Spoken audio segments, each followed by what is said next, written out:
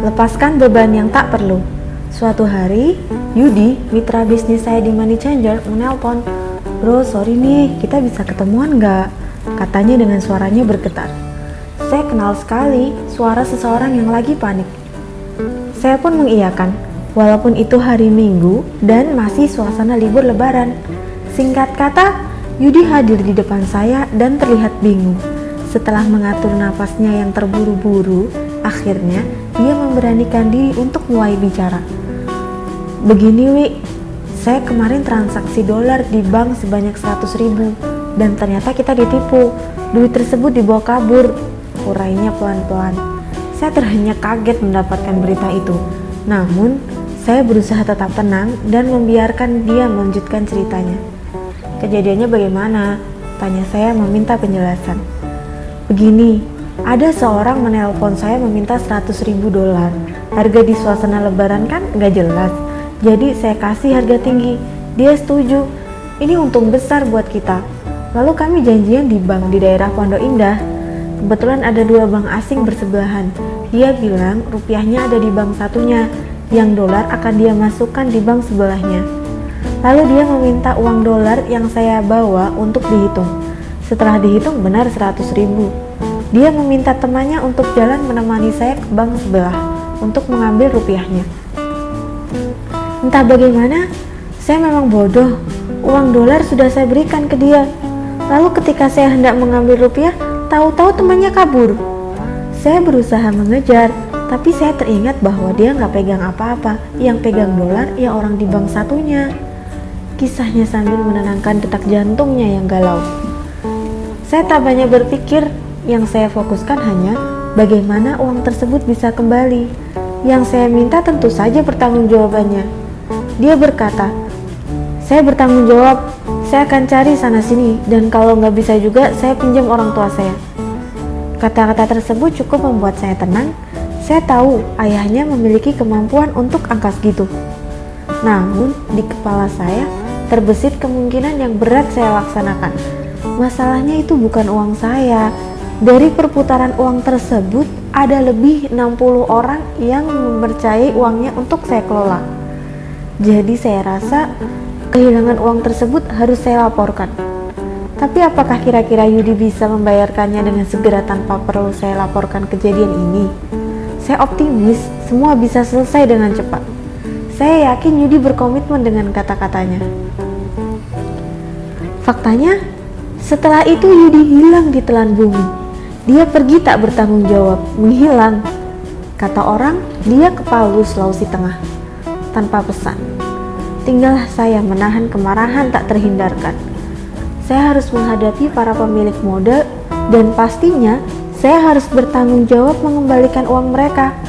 Hal ini membuat saya terluka, kesal, kecewa, dan marah. Bukan saya yang berbuat, tetapi saya yang harus menanggungnya. Belum lagi, ini hanyalah satu di antara puluhan peristiwa yang membuat saya jatuh bangkrut pada tahun itu. Ketika saya teringat Yudi, saya murka dan kecewa. Kemana mencari orang begini? Dan kalaupun dia datang tapi gak mau bayar atau tak bertanggung jawab, saya tak bisa apa-apa. Dalam renungan, saya melewati hari-hari di rumah. Saya teringat kembali Yudi dan saya kembali marah. Namun ada pelajaran yang saya dapatkan di salah satu workshop. Katanya, jika saya masih memendam marah kepada seseorang atau sesuatu, saya akan kena looping memutar di tempat dan tidak akan keluar sampai saya melepaskan hal tersebut dari dalam pikiran. Benar, saya harus melepaskan kemelut dari pikiran. Tapi bagaimana saya melepaskannya kalau ingat namanya saja saya murka? Pelajaran tentang prosperity consciousness sangat jelas. Tidak boleh ada hal yang negatif atau berlawanan dengan kemakmuran, karena hal itu membuat konflik of interest di pikiran. Otak manusia hanya bisa memikirkan satu hal, jadi jika ada yang lain akan mengantri di belakang pikiran yang sedang difokuskan. Bagaimana uang bisa datang kalau yang di depan adalah kemarahan terhadap Yudi? Kalau mengikuti materi prosperity consciousness, saya harus memaafkan Yudi. Ya, memaafkan, mencintai, dan mendoakan dirinya sukses selalu. Ini pelajaran gila menurut saya. Saya harus mengasihi sampai benar-benar tulus. Ego saya mengatakan bahwa saya tidak akan pernah bisa memaafkan pengecut ini. Tapi di sisi lain, batin saya mengatakan saya ingin hidup damai dan penuh kemudahan. Untungnya saya bukan orang yang rumit. Untungnya saya bukan orang yang senang susah. Lebih baik saya berdamai dengan diri sendiri. Poinnya begini. Bayangkan saya di hadapan Anda. Lalu saya minta Anda mengangkat kedua tangan dan kedua telapak mengadah ke atas. Di tangan saya ada satu buah bolpen dan satu ponsel. Bolpen saya letakkan di tangan kiri Anda dan ponsel saya letakkan di tangan kanan Anda. Saya akan bertanya, mana yang lebih berat? Anda pasti akan berkata ponsel di tangan kanan lebih berat. Lalu saya angkat ponsel tersebut dan bolpen masih di telapak tangan kiri Anda.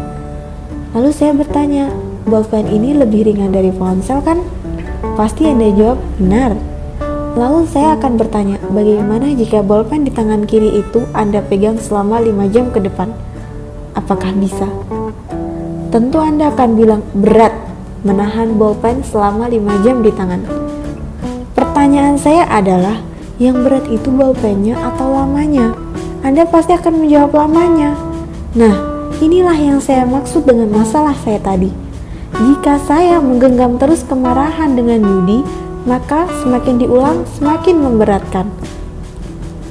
Saat itu juga saya memutuskan untuk menjalankan apa yang saya pelajari, yaitu forgiving others.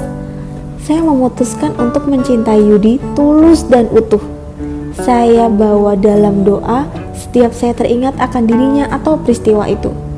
Saya lupa berapa lama saya melakukan itu. Yang saya ingat hingga saat ini ternyata saya benar-benar tulus mendoakan dirinya. Dan saya juga mengikhlaskan semuanya. Suatu hari, ada telepon di ujung jauh. Ternyata Yudi menghubungi saya. Dia meminta menyempatkan waktu bertemu ayahnya yang sedang sekarat di rumah sakit di Bilangan Cempaka Putih, Jakarta Pusat. Mendengar keseriusan suaranya, saya pun setuju untuk mengunjungi ayahnya yang kala itu di ICU. Saya kenal ayahnya, dan saya heran ayahnya meminta saya datang. Yudi menjemput saya, dan diawali dengan basa-basi singkat, kami pun menuju rumah sakit. Dalam perjalanan, Yudi cerita bahwa ayahnya bertanya, apakah Yudi punya masalah. Yudi pun menceritakan peristiwa tertipunya usaha money changer itu, yang kemudian dia kabur. Ternyata ayahnya berkata kepada Yudi, kalau kamu tidak melunasi kewajiban tersebut, kamu tidak saya anggap anak. Demikian ayahnya berkata dalam sakitnya di ICU. Oleh karena itu, Yudi memutuskan untuk membawa saya menghadap ayahnya malam itu. Saya datang di hadapan ayahnya yang hanya bisa dihadiri orang terbatas. Saya berdiri tepat di samping sang ayah. Saya dengar Yudi berkata lirih, "Pak, saya janji akan melunasi hutang saya kepada Wowi. Ini Wowi sudah hadir di samping Papa. Mohon maafin saya, Pak." Kemudian dia berpaling ke saya. "Maafin saya, Wi. Saya janji akan melunasi semuanya." Suaranya yang terbata-bata dan perlahan itu ternyata bisa membuat sang ayah terbangun. Wajahnya tersenyum tulus. Dipegangnya kepala Yudi dan dia mengangguk pelan. "Iya anakku, iya," katanya. Lalu dia mengangkat wajahnya ke atas dan berkata, "Allahu Akbar," dan mengembuskan nafas terakhirnya di depan saya dan Yudi. Saya lemas, Yudi tersungkur, dan tak lama kemudian seluruh tim medis dan keluarga mengambil alih suasana. Saya menatap Yudi yang terdiam dan kemudian hanya tertunduk. Inilah kekuatan melepas, release power. Selesai.